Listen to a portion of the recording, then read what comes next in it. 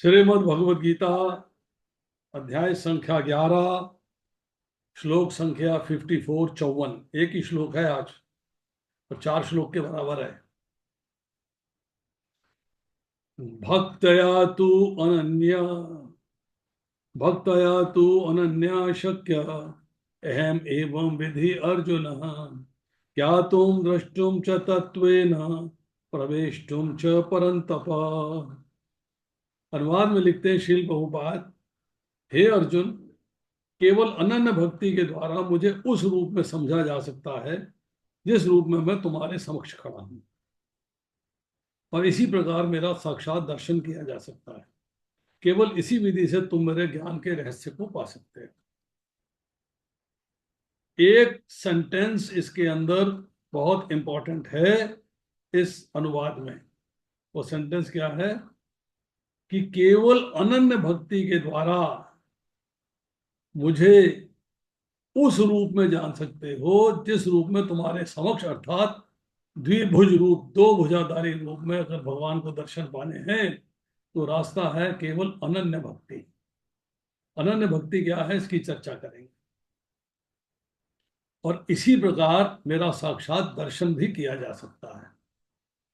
भगवान का दर्शन भी अनन्य भक्ति के द्वारा ही हो सकता है और तुम ज्ञान के रहस्य को पा सकते हो। चलिए तात्पर्य पढ़ते हैं। कृष्ण को केवल अनन्य भक्ति योग द्वारा समझा जा सकता है।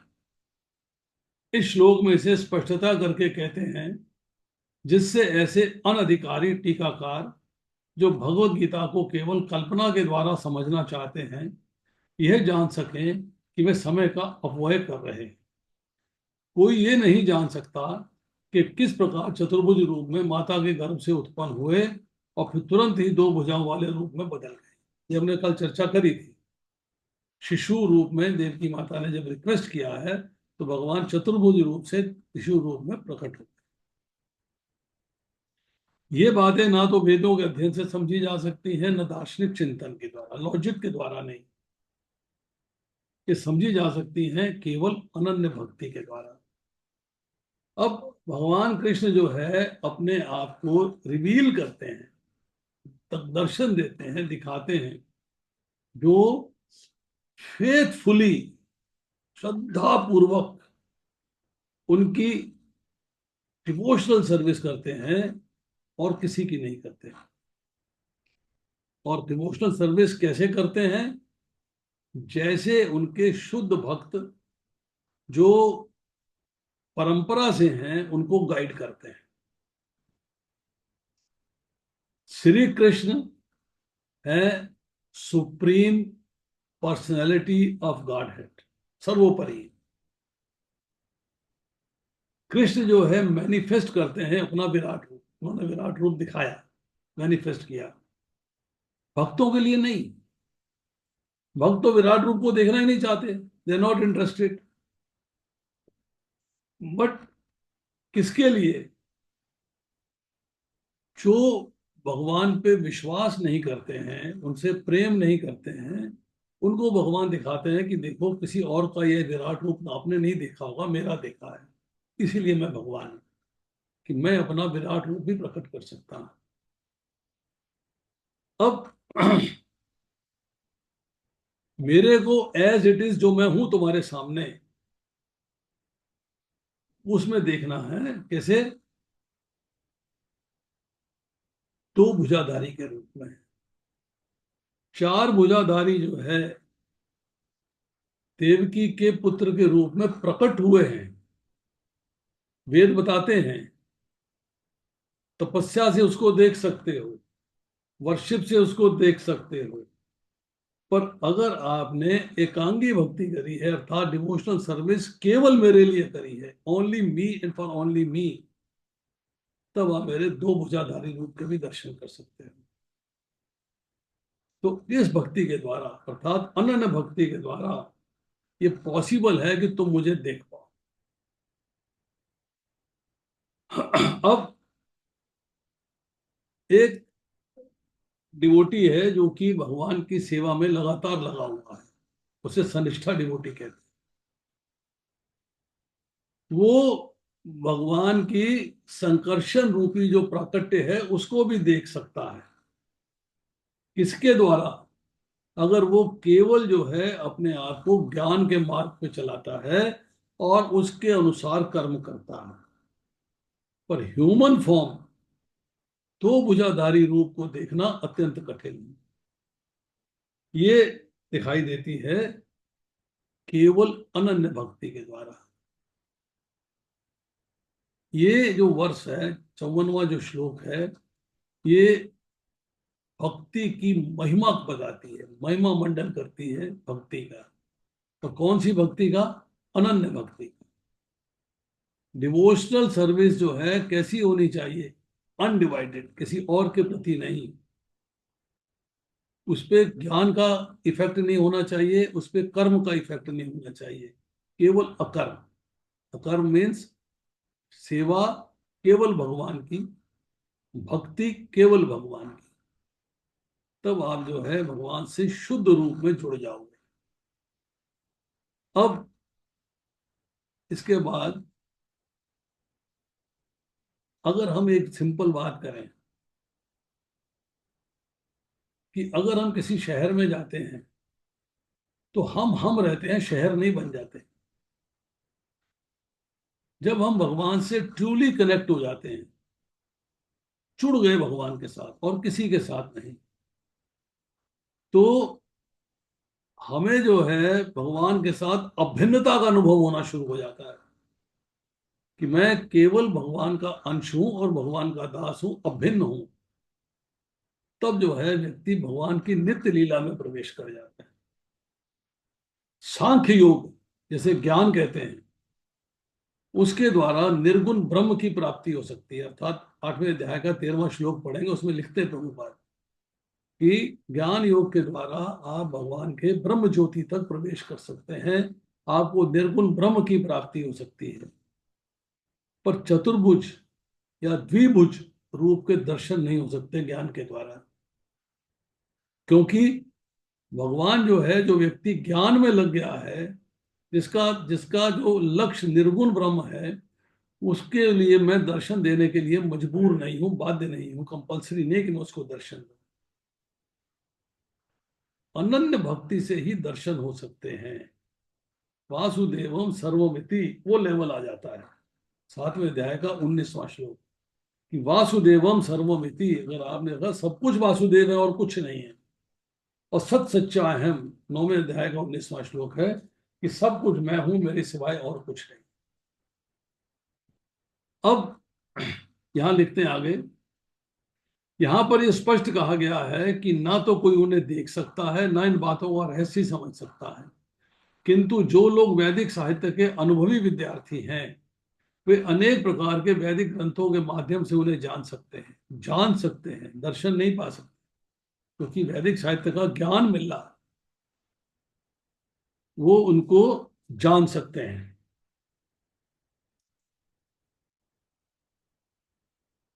इसके लिए अनेक विधि विधान हैं। यदि कोई सचमुच उन्हें जानना चाहता है तो उसे प्रमाणिक ग्रंथों से उल्लिखित विधियों का पालन करना होगा।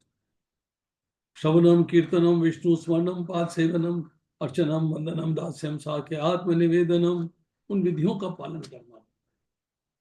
बट सेंस क्या होनी चाहिए? किसी ने पूछा कि आप कृष्ण की भक्ति करते हो? बोले हाँ, मैं कृष्ण की भी भक्ति करता हूं, मैं कृष्ण की भी भक्ति करता हूं। होना क्या चाहिए? हाँ, मैं कृष्ण की ही भक्ति करता हूं। भी में और ही में फर्क है।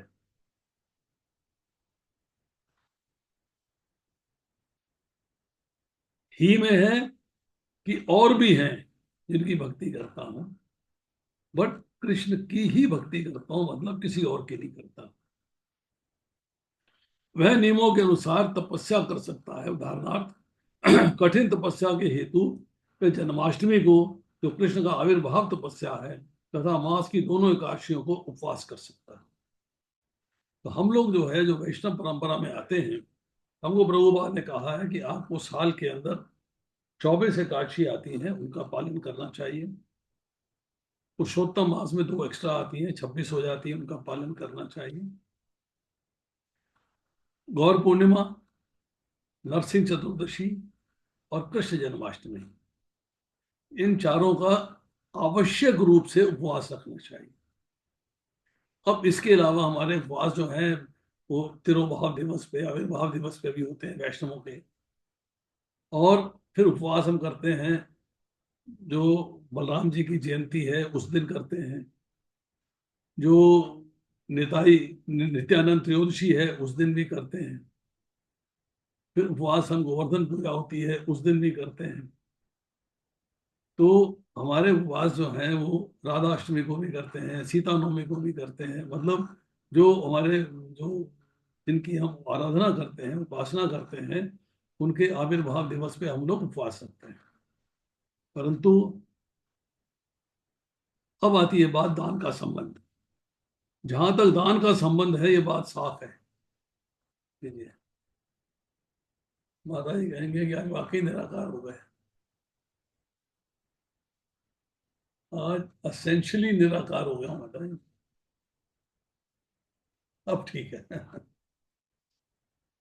जहां तक दान का संबंध है ये बात साफ है कि उन कृष्ण भक्तों को ये दान दिया जाए जो संसार भर में कृष्ण दर्शन को या कृष्ण भावनामृत को फैलाने में लगे। क्लियर कट है, Prabhupada is very clear in saying कि उन भक्तों को दान दिया जाए जो संसार भर में कृष्ण दर्शन को या कृष्ण भावनामृत को फैलाने में लगे हुए हैं। कृष्ण भावनामृत मानवता के लिए वरदान है। रूप गोस्वामी ने भगवान चैतन्य की प्रशंसा परम दानवीर के रूप में की है, क्योंकि उन्होंने कृष्ण प्रेम का मुक्त रीति से विस्तार किया, जिसे पार कर पाना बहुत, जिसे प्राप्त कर पाना बहुत कठिन है। अतः यदि कोई कृष्ण भावनामृत का प्रचार करने वाले व्यक्तियों को अपना धन दान में देता है, तो कृष्ण भावनामृत का प्रचार करने के लिए दिया गया दान संसार में सबसे बड़ा दान है। संसार में सबसे बड़ा दान है। और यदि कोई मंदिर में जाके विधि पूर्वक पूजा करता है, भारत के मंदिरों में सदा कोई ना कोई मूर्ति, सामान्यतः विष्णु या कृष्ण की मूर्ति रहती है, तो ये भगवान की पूजा करके तथा उन्हें सम्मान प्रदान करके उन्नति करने का अवसर होता है। नव सिखियों के लिए भगवान की भक्ति करते हुए मंदिर पूजा अनिवार्य है, जिसकी पुष्टि श्वेताक्षर उपनिषद 6.23 में दी गई है। यसे देवे परा भक्ति यथा देवे तथा गुरु तस्य ते कथितय हर्ता प्रकाशन्ते महात्मनः। जिसमें भगवान के लिए अविचल भक्ति भाव होता है, जिसका मार्गदर्शन गुरु करता है, जिसमें भी उसकी वैसी ही अविचल श्रद्धा होती है, वह भगवान का दर्शन प्रकट रूप में कर सकता है। मानसिक चिंतन मनोधर्म द्वारा कृष्ण को नहीं समझा जा सकता। आप सोचते रहो, विचारते रहो, मैंने ये सुन लिया, मैंने वो सुन लिया, मैंने यहाँ से ज्ञान ले लिया, मैंने वहां से ज्ञान ले लिया, व्हाट्सएप से ज्ञान मिल गया, टीवी से ज्ञान मिल गया, नेट से ज्ञान मिल गया, यूट्यूब से ज्ञान मिल गया। क्या परंपरा से मिला?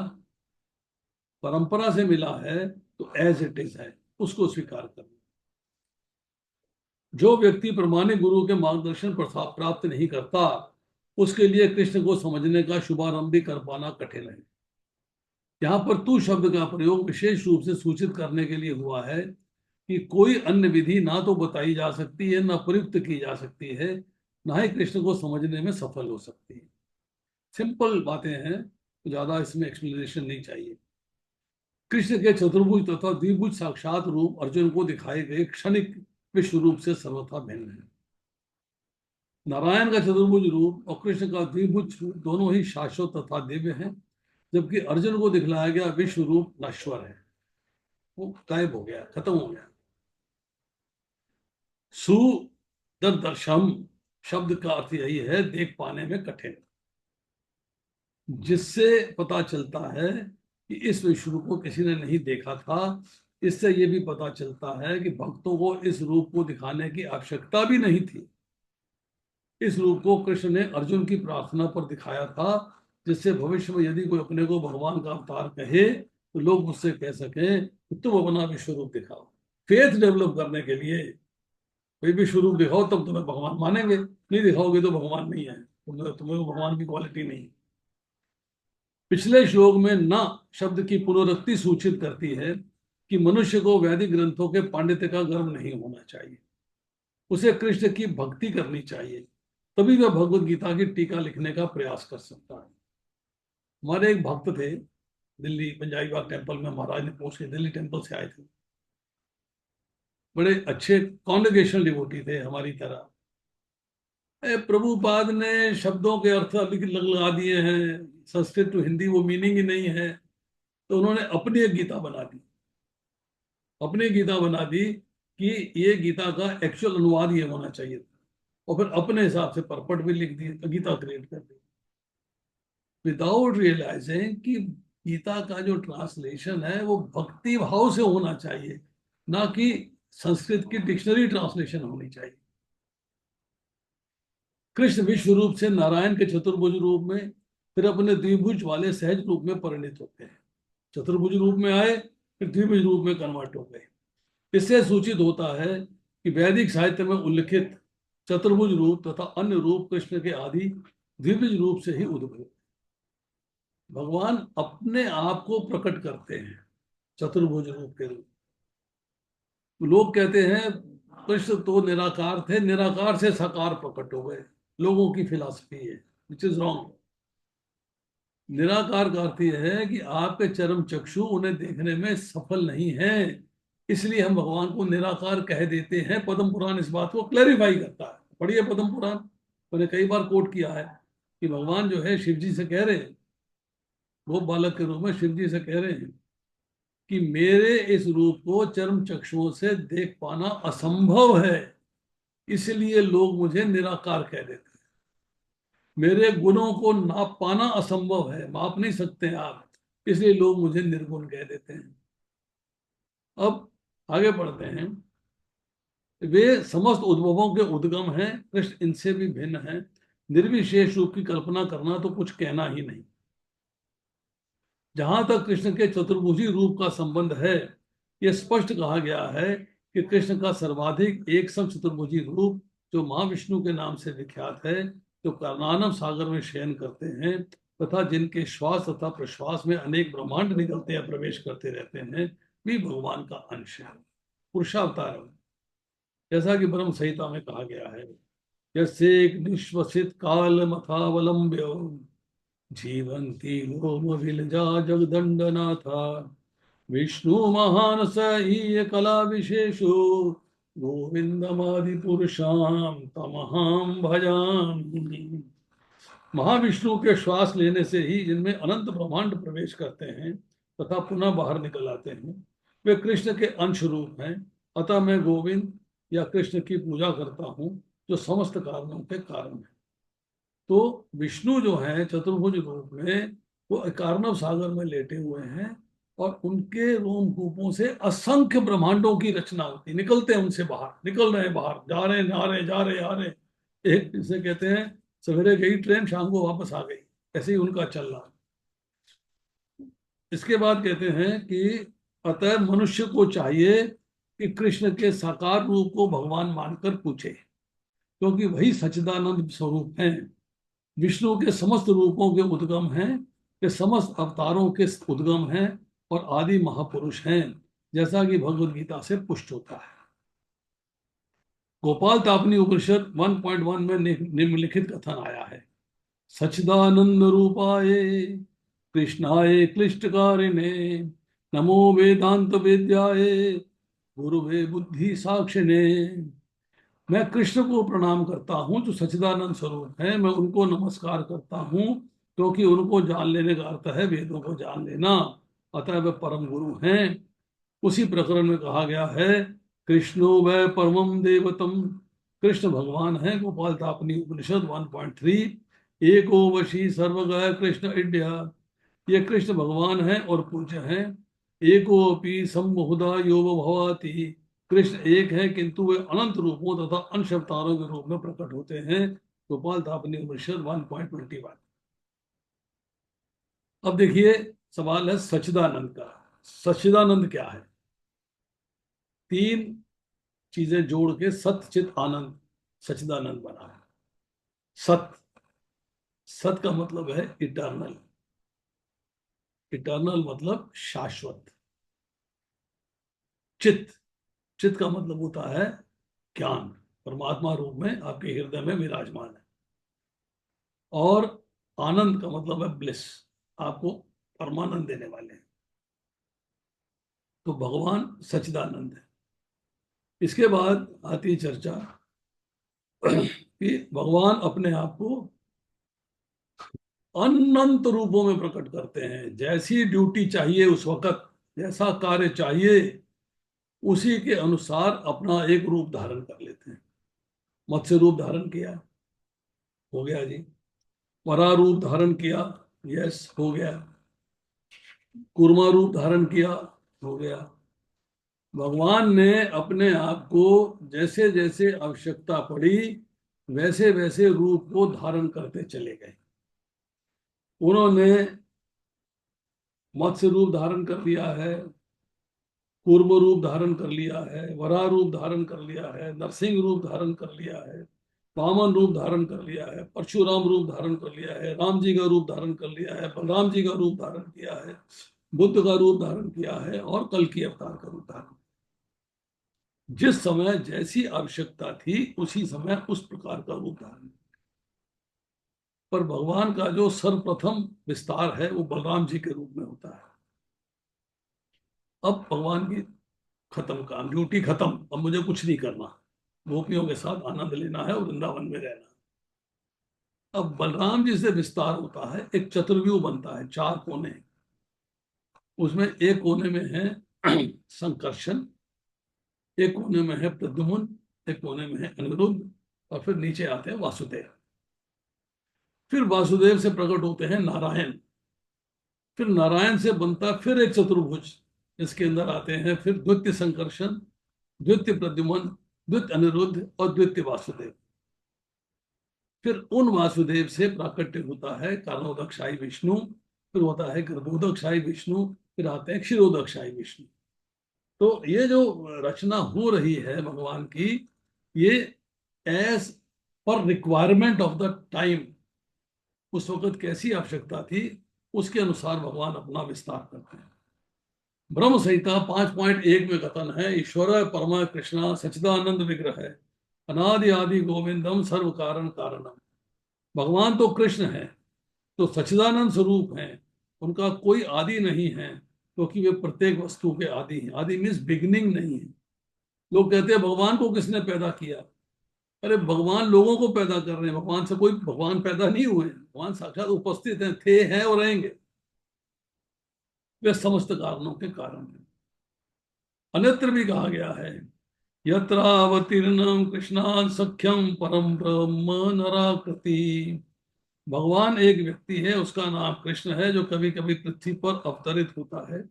इसी प्रकार श्रीमद् भागवत में भगवान के सभी प्रकार के अवतारों का वर्णन मिलता है, जिसमें कृष्ण का भी नाम है। किंतु तब यह कहा जाता है कि ये कृष्ण ईश्वर के अवतार नहीं है, अपितु साक्षात भगवान हैं। कहते चाशकला पुंसा है, कृष्णस्तु भगवान स्वयं। कृष्णस्तु भगवान स्वयं। ये जो कृष्ण आपके सामने प्रकट हुए हैं, युद्ध भूमि में अर्जुन के सामने खड़े हैं, रथ के ऊपर विराजमान हैं, वो स्वयं भगवान है। इसी प्रकार भगवत गीता में भगवान कहते हैं, मत परंतरम नान्यत, मेरे भगवान कृष्ण के रूप में कोई श्रेष्ठ नहीं है। अन्यत्र भी कहा गया है, अहम आर्देही एवानाम, मैं समस्त देवताओं का उद्गम हूं। मतलब सब देवता भगवान कृष्ण से प्रकट हुए हैं। परम ब्रह्म परम धाम पवित्रम परमम भगवान। कृष्ण से भगवत गीता ज्ञान प्राप्त करने पर अर्जुन भी इन शब्दों में इसकी पुष्टि करता है। अब मैं भली बात ही समझ गया हूं कि अब परम सत्य भगवान है, प्रत्येक वस्तु के आश्रय हैं। अतः कृष्ण ने अर्जुन को जो विश्व रूप दिखलाया है, वह इनका आदि रूप मतलब ओरिजिनल स्वरूप नहीं है, बिगनिंग का स्वरूप नहीं है।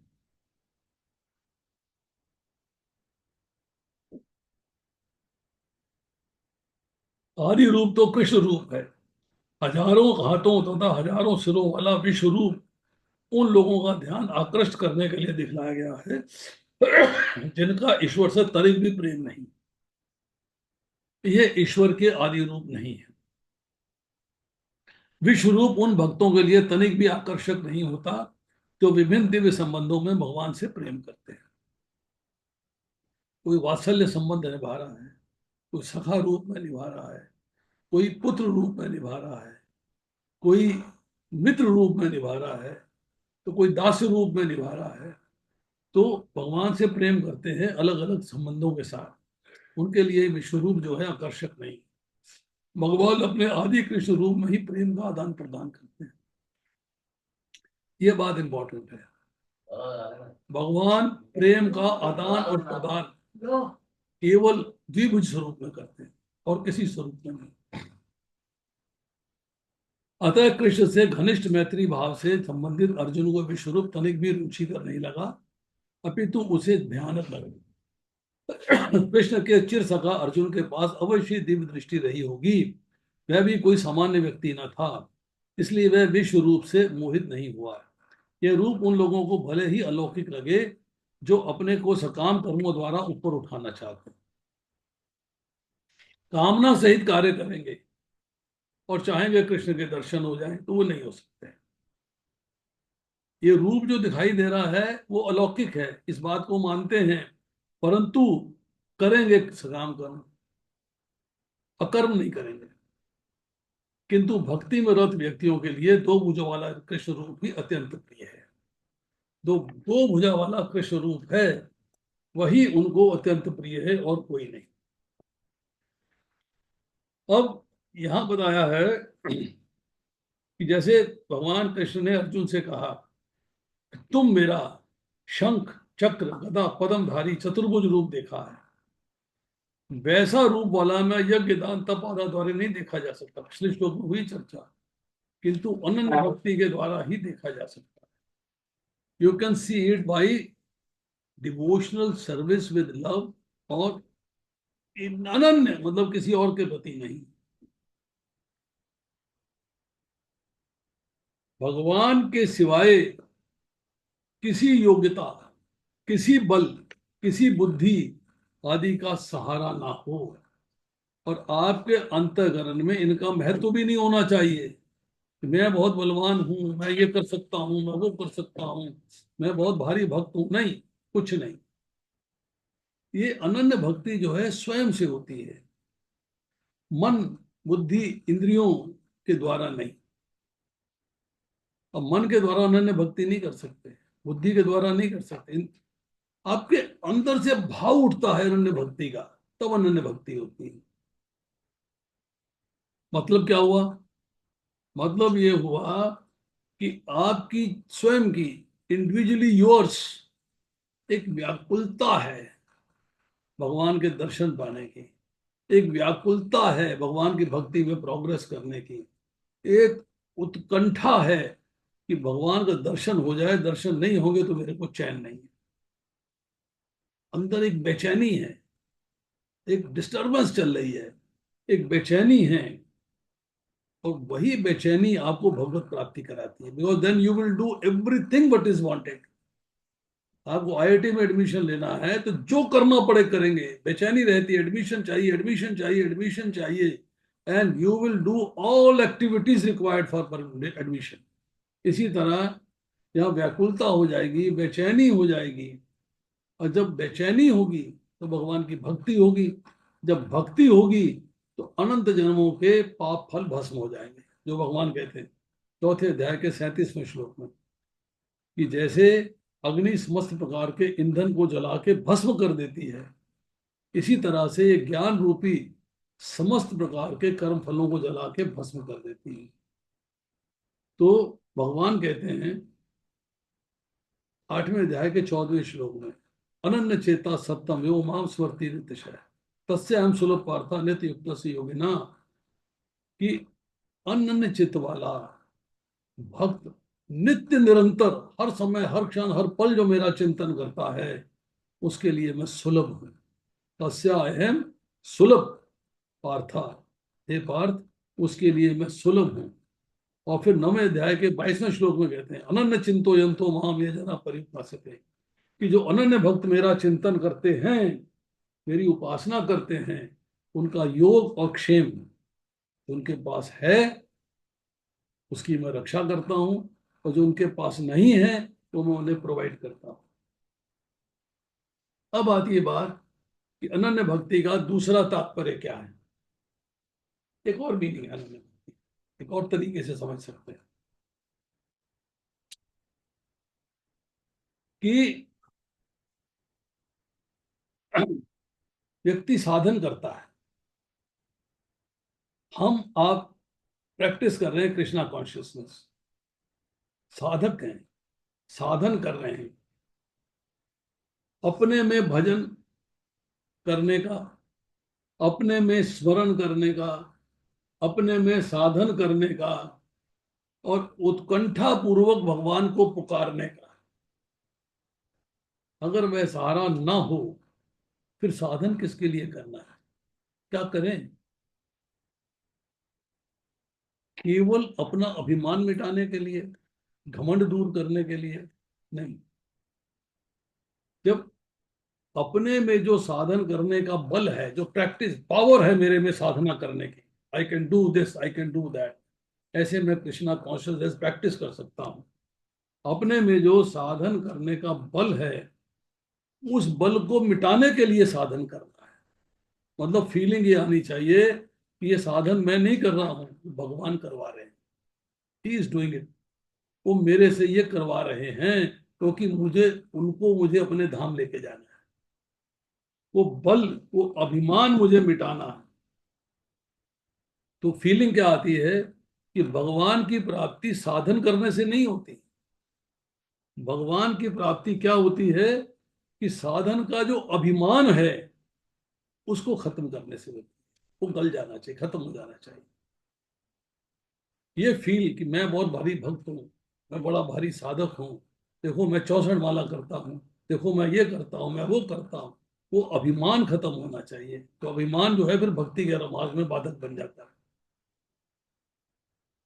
अगर साधक जो है उस साधना का अभिमान समाप्त कर लेता है, साधना रूटीन में करता रहता है, ठीक है ठीक है ठीक है, ड्राइवर है गाड़ी चला रहा, रूटीन में चलाता जा रहा, मैं नंबर 1 ड्राइवर हूं जी, मेरे से बढ़िया को ड्राइवर हो नहीं सकता जी, वो अभिमान खत्म करना। तो ऐसा जब अभिमान खत्म हो जाता है तब उस पर भगवान कृपा कर देते हैं।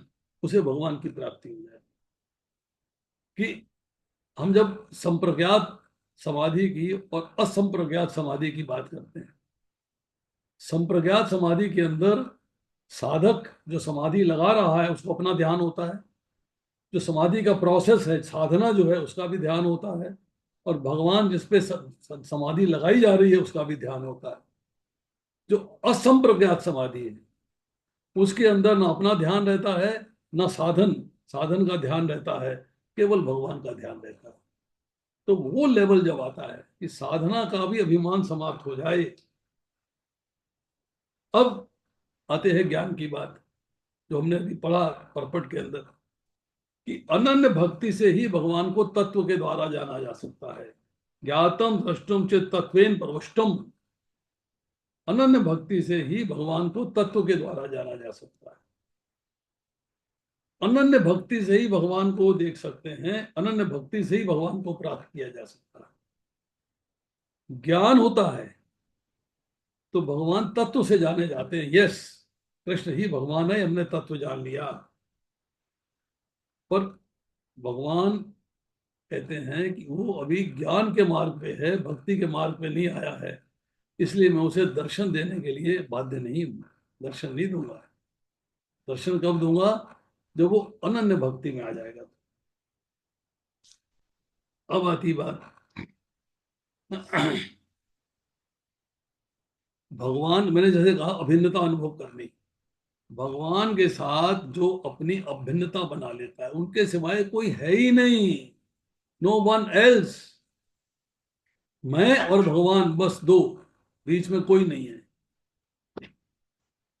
तब उसका भगवान की नित्य लीला में प्रवेश हो जाता है।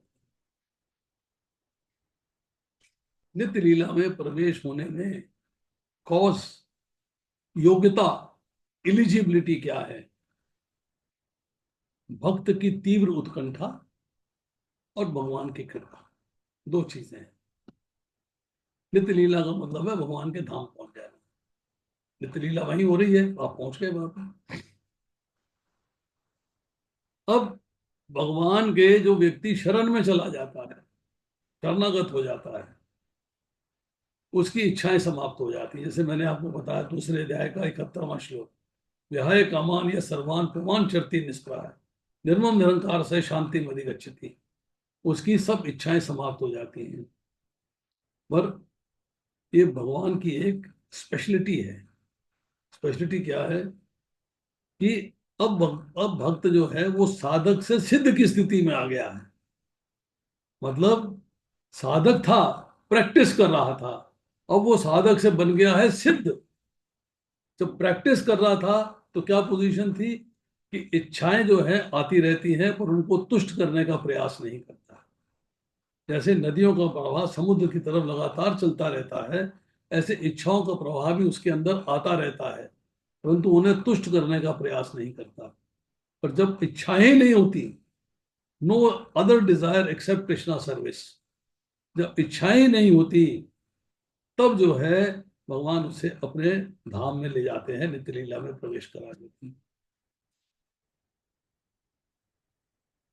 अब दूसरी बात आती है कि हम लोग जो है भगवान से कभी कभी रूटीन की इच्छा भी मांग लेते हैं। भाई हमें संसार में ये चाहिए, वो भी हम डिमांड कर लेते हैं।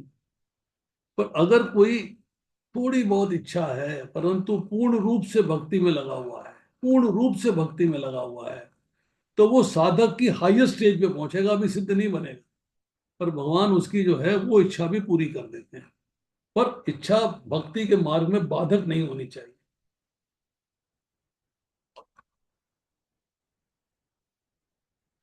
इच्छा जो है भक्ति के मार्ग में बाधक नहीं होनी चाहिए।